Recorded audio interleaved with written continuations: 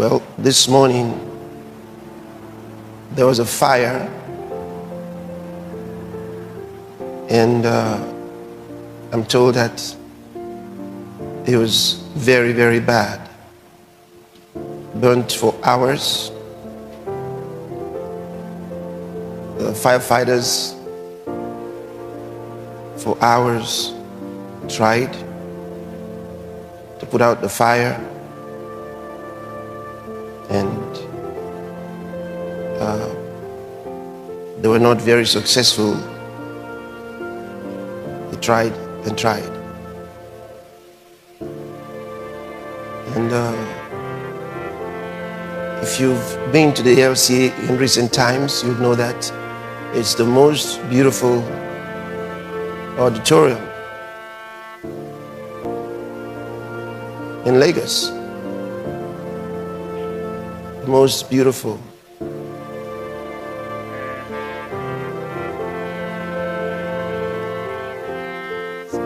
That's the best worship facility, frankly, this part of the world.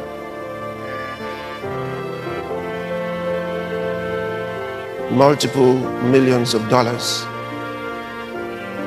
Pastor K, you just came from there. Tell me, how bad was the fire from what you saw?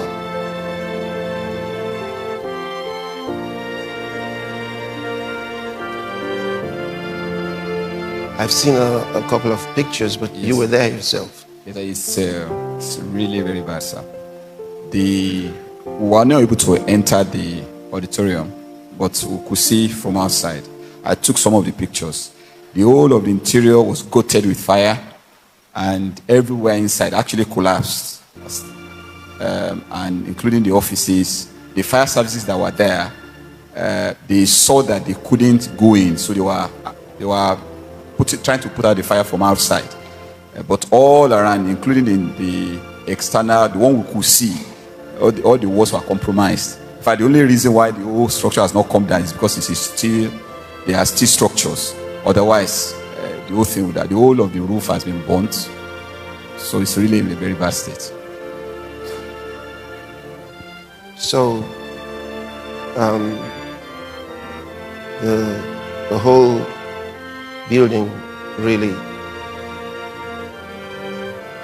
has been burnt.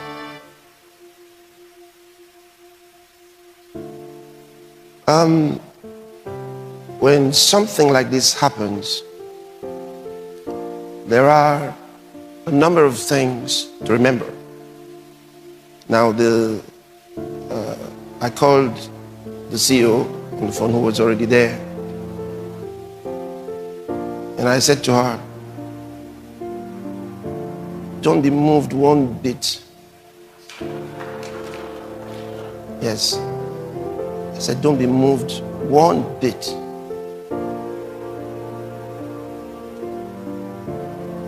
Don't be moved. I said, look beyond it. That's what you do. Look beyond it.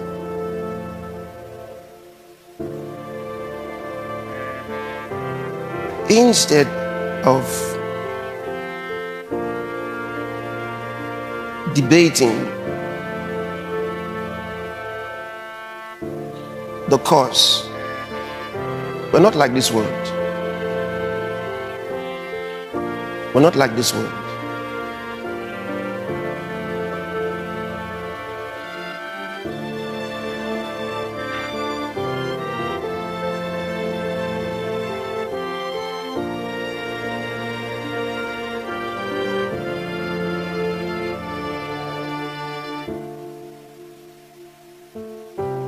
We don't reason like this world.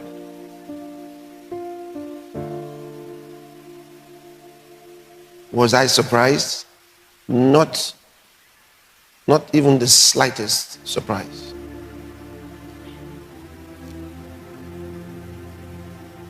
Not even the slightest surprise. But that's another day's talk.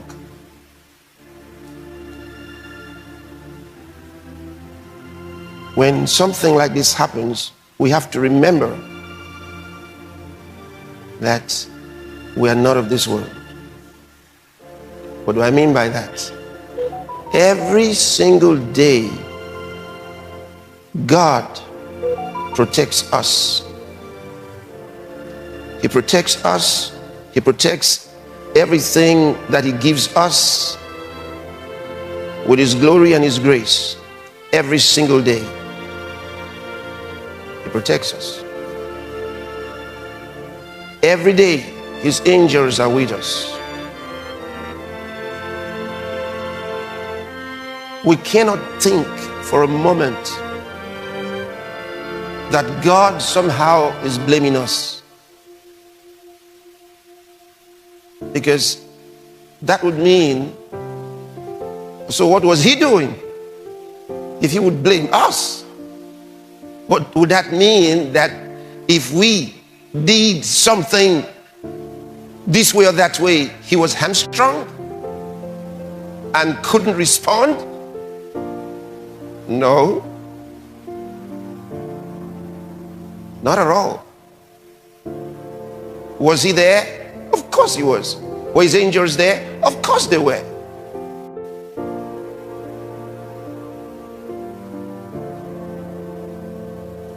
Every day God protects us from every evil work.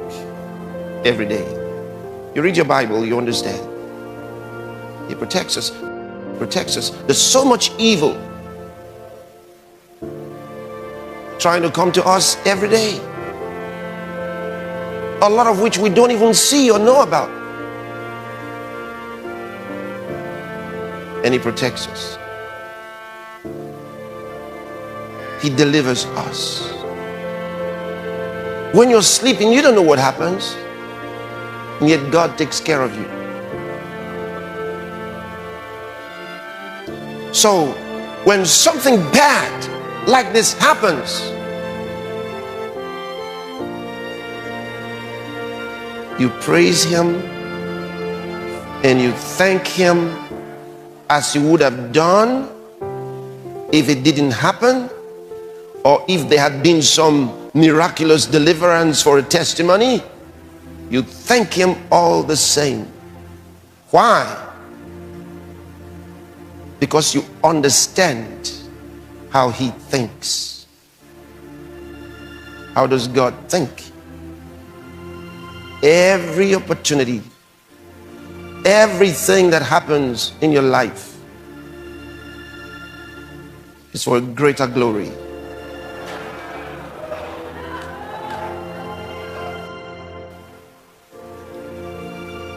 So our thinking should not be, what a great loss.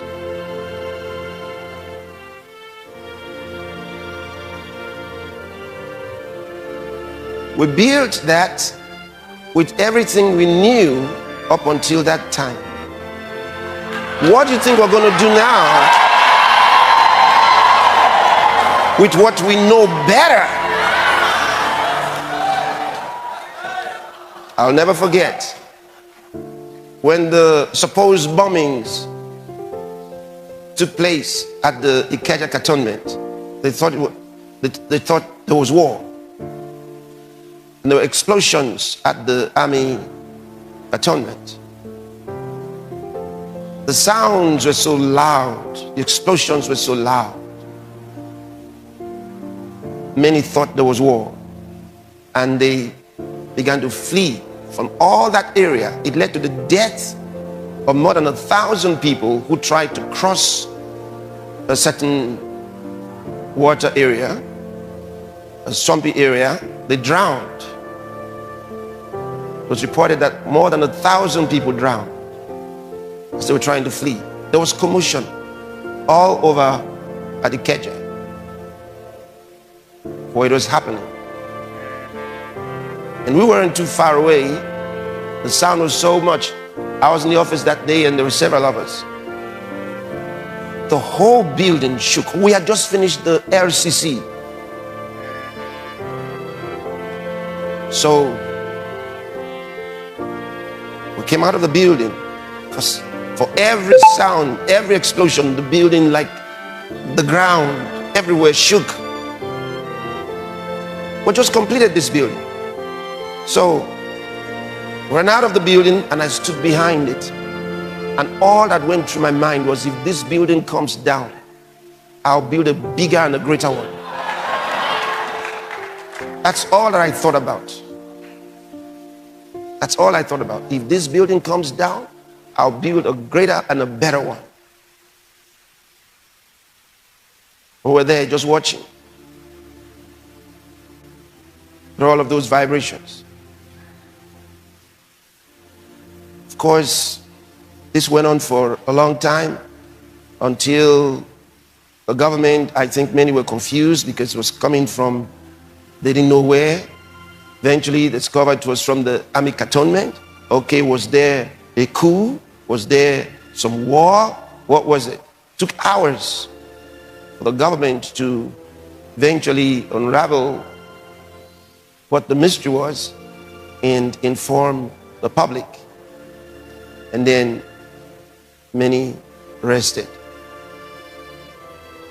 So we got the engineers to look at the building and everything was fine. We didn't need to build another one. So I said that to say this. I'm still that way. That's the way I think. That's the way I think. When something like this happens, you look at it, what does God think? God just gives us an opportunity to do something about it. That's all. What are we going to do? Okay, great. The house of God. All right, it's been burnt down. Okay, all right. We'll clear out the place, build a better one, a more beautiful one. That's what we're going to do. That's what we're going to do. And let the devil lick his wounds.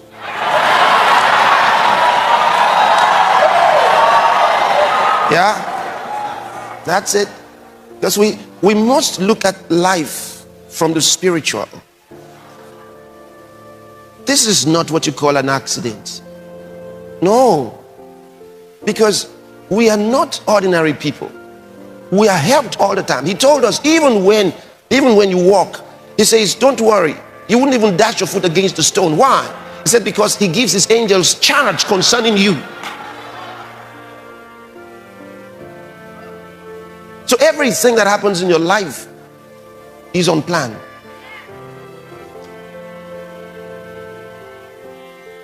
There's no accident to the child of God. No.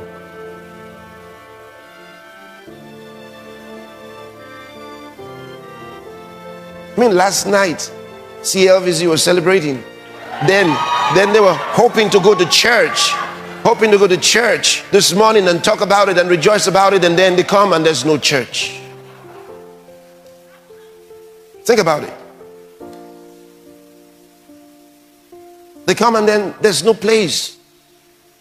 They look around, it's all in flames. You can imagine how many of them would just be crying. You know, you look at it, it's painful to watch such a thing happening. And then you see the firefighters are battling, and then, like you heard, they couldn't even go inside. Place filled with fire and smoke.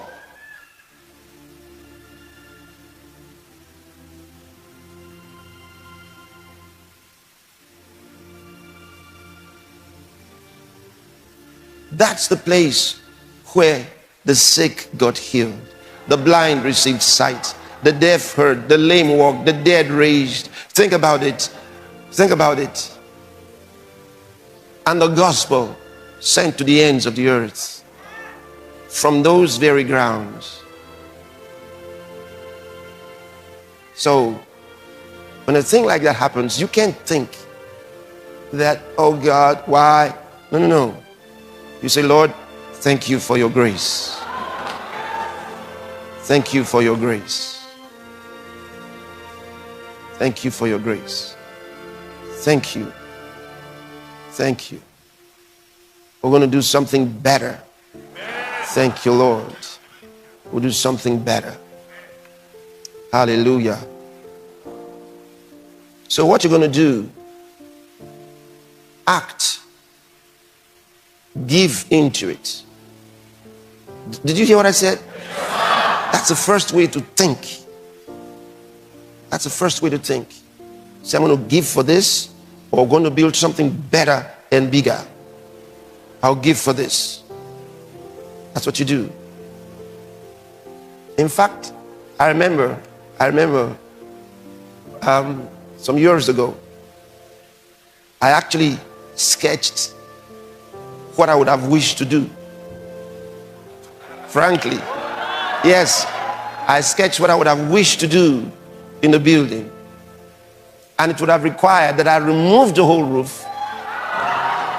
Yeah, it would have required several things. I considered what I would have done. Now I'm going to do it.